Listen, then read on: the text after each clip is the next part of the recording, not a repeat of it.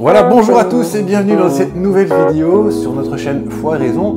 Aujourd'hui, je suis à nouveau avec un invité de marque, le professeur Jean-Marie Hauers, qui est historien, Oui. Philologue. Surtout, oui. Ah voilà, surtout. Et alors, vous donnez des cours de patrologie. Et je pense que vous travaillez aussi en dehors de l'UC Louvain pour les sources chrétiennes. Effectivement, j'ai un projet de réédition et de traduction d'un commentaire sur le Cantique des Cantiques de Procope de Gaza. Ah voilà, ben super, très bien, merci beaucoup.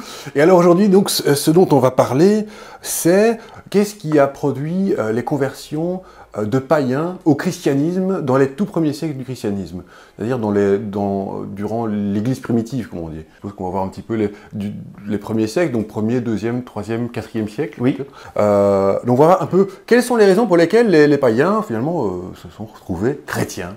Est-ce que vous pouvez nous dire un petit peu, justement, quelles sont ces raisons ? Eh bien, il y a des bibliothèques entières qui ont été consacrées à ce sujet-là. Alors, je n'ai pas lu tous les livres, bien entendu, mais de ceux que j'ai lus, j'ai retiré au moins une conviction, c'est qu'il n'y a pas une raison qui, à elle seule, pourrait expliquer ce qu'on appelait jadis le triomphe du christianisme, donc le passage du monde antique à la foi chrétienne. Il y a un faisceau de raisons et on peut distinguer des facteurs externes et des facteurs internes. Très bien, merci beaucoup. Et qu'est-ce que vous entendez alors par facteur externe ? Alors, les facteurs externes peuvent être d'ordre politique ou d'ordre culturel. Alors, du point de vue politique, il est un fait que l'unification de l'Empire romain a contribué à faciliter la diffusion de l'Évangile. Les mêmes lois, la même langue était utilisée dans l'Empire romain. Administrateurs, commerçants, soldats, esclaves pouvaient circuler librement dans tout l'Empire et on peut dire que les chemins des marchandises et des hommes ont aussi été les chemins de la diffusion de l'Évangile. Une question qui a été posée aux premiers chrétiens est: pourquoi le Christ s'est-il incarné si tard ? Et une réponse commune a été de dire que la diffusion de l'Évangile n'aurait pas été possible tant que le Proche-Orient, l'Afrique du Nord, l'Europe n'étaient pas unifiées politiquement. À ces raisons d'ordre politique, on peut ajouter des raisons d'ordre culturel. C'est la diffusion très large dans tout le bassin méditerranéen de l'hellénisme. Avant même d'être unifié politiquement, l'Empire romain l'avait été culturellement par l'hellénisme. Le grec était un peu l'anglais de l'époque. C'était ce qu'on appelle la koiné, la langue commune, et la philosophie grecque, enfin il n'y a pas la philosophie grecque, mais les philosophies grecques constituaient une référence culturelle commune. Quand les pères de l'Église disent que la philosophie grecque a constitué une préparation évangélique, pour reprendre le titre d'un ouvrage d'Eusèbe de Césarée, ils n'ont pas tort. Le stoïcisme, par exemple, propose un haut idéal moral qui rejoint sur bien des points la morale chrétienne. D'autres facteurs externes ? Oui, certainement. Et même de deux types. D'abord, c'est le rapport au judaïsme. Donc le christianisme a eu cet avantage d'être au point de départ une sorte d'option au sein de la religion juive et de pouvoir bénéficier du réseau très très bien organisé de la diaspora juive dans tout le domaine méditerranéen. On voit dans les Actes des Apôtres que lorsque les missionnaires chrétiens se rendent dans une ville ou un village, ils vont d'abord à la synagogue où ils avaient la possibilité de rencontrer non seulement des juifs de souche, mais aussi des sympathisants du judaïsme, ce que les Actes des Apôtres appellent les craignants Dieu, ou des convertis, ce qu'on appelle les prosélytes, qui, je n'en doute pas, devaient prêter une oreille favorable aux au discours chrétien qui, au moins dans sa version paulinienne, présente la cacheroute, donc les interdits alimentaires, et la circoncision comme quelque chose de tout à fait secondaire. Autre avantage, c'est que le judaïsme était une religion reconnue par le droit, protégée. Tertullien nous dit très explicitement que le christianisme a grandi à l'ombre d'une religion vénérable et reconnue par le droit. Évidemment, au bout d'un certain temps, les communautés chrétiennes se sont émancipées. Certains historiens pensent que l'une des raisons du succès, pour prendre ce mot-là, du christianisme est la faiblesse de l'opposition qu'il rencontrait. Et certains vont jusqu'à dire que le paganisme, pour prendre ce mot-là, aurait disparu de lui-même parce qu'il avait cessé de croire en lui, même sans la rencontre avec le christianisme. Mais cela est un phénomène très très difficile à cerner. La régression du paganisme est un phénomène qui a connu des périodes de flux et de reflux. Ce qui est sûr, c'est que dès 260 environ, le nombre d'inscriptions votives, donc offertes par des particuliers en l'honneur des divinités traditionnelles, est en net recul. Ok, très bien. Et alors, vous avez parlé aussi de facteurs internes. Qu'est-ce que vous entendez du coup par là? Eh bien, les facteurs internes sont peut-être les plus importants. Le premier que l'on peut mentionner, celui qui vient d'abord à l'esprit, c'est le courage dont les chrétiens ont fait preuve face aux martyrs. Il y a une phrase célèbre de Tertullien, donc là nous sommes tout à la fin du IIe siècle. Tertullien dit « Le sang des chrétiens est une semence qui a fait germer l'évangile dans la société gréco-romaine. » Et beaucoup d'auteurs chrétiens nous disent s'être convertis à la foi chrétienne en voyant l'intrépidité des chrétiens face à la mort. Ils se sont dit que le christianisme valait la peine que l'on vive pour lui parce que le Christ valait la peine que l'on meure pour lui. Notez bien que nous avons le témoignage d'un certain nombre d'auteurs païens qui considèrent, eux, que cette intrépidité des chrétiens face à la mort procède d'une espèce d'entraînement machinal, viendrait d'une sorte de fanatisme. Le même Tertullien nous rapporte la réflexion d'un gouverneur de province, c'était, si je me souviens bien, en Asie mineure, qui avait eu à juger deux chrétiens qui s'étaient présentés spontanément devant son tribunal en demandant à être mis à mort pour leur foi. Et il leur a lancé à la figure « Pauvres fous, n'y a-t-il pas assez de cordes pour vous pendre ou de précipices pour vous y jeter que vous veniez encore vous présenter devant mon tribunal ?» Donc cette question du courage des chrétiens face à la mort présente aussi son revers. Du coup, et Jésus dans tout ça? Ah oui, vous avez raison. Donc, certains historiens considèrent que le succès du christianisme, pour prendre ce mot-là, le succès du christianisme, vient de la personnalité même de son fondateur, Jésus, tel que son humanité est décrite dans les évangiles, serait une figure séduisante de fondateur de religion. Il aurait exercé une sorte de fascination sur la société gréco-romaine. Le christianisme avait cet avantage unique sur tous ses concurrents d'avoir un personnage historique pour fondateur dont la personne ou la personnalité même était plus grande que ses enseignements.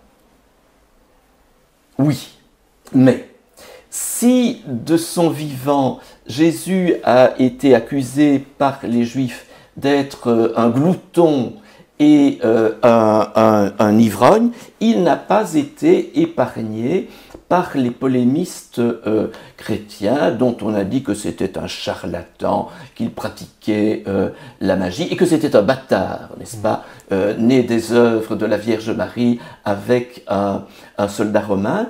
Et les polémistes antichrétiens n'ont pas eu trop de peine à lui opposer, de ce point de vue-là, d'autres figures salvatrices, d'autres figures de messie païens, entre guillemets, comme Apollonius de Tyane, par exemple. Apollonius de Tyane est un personnage historique de la fin du 1er siècle, mais la légende s'est emparée de lui très rapidement, en sorte qu'on a beaucoup de peine à distinguer ce qui est historique et ce qui relève de la légende, mais on l'a présenté comme une espèce d'homme qui vivait dans la familiarité avec les dieux, un modèle de philosophe qui a parcouru le monde, qui a reçu les confidences des grands de ce monde, qui n'a jamais été humilié par aucun d'entre eux, à la différence de Jésus qui a connu les pires humiliations. Est-ce que du coup, pour revenir un peu aux facteurs internes, etc., est-ce qu'il y en a encore d'autres? Vous en situez d'autres? Oui, et celui-là est assez particulier, c'est l'exclusivisme chrétien. Alors, l'exclusivisme chrétien aujourd'hui est considéré comme un défaut. On tient un discours unique auquel il faut adhérer et il n'y en a pas d'autre. Mais certains historiens pensent que, vu l'insécurité dans laquelle vivaient les Grecs et les Romains de l'époque, ils pensent que l'exclusivisme chrétien était un atout. Le fait que l'on dise aux gens « vous croyez ceci, il faut y croire définitivement et vous y tenir », que c'était une force par rapport au relativisme ambiant, au fait qu'il y avait trop de cultes, qu'il y avait trop de philosophie. Ici, on vous propose d'adhérer à la foi chrétienne et que dans un monde insécurisé, cela a constitué pour beaucoup de membres de la société de l'époque une raison de se convertir, quelque chose d'attrayant. Mais du coup, alors pour ces gens-là, il n'y avait que la doctrine? Non, il n'y avait pas que la doctrine, il y avait aussi des raisons sociales qui sont peut-être les plus importantes.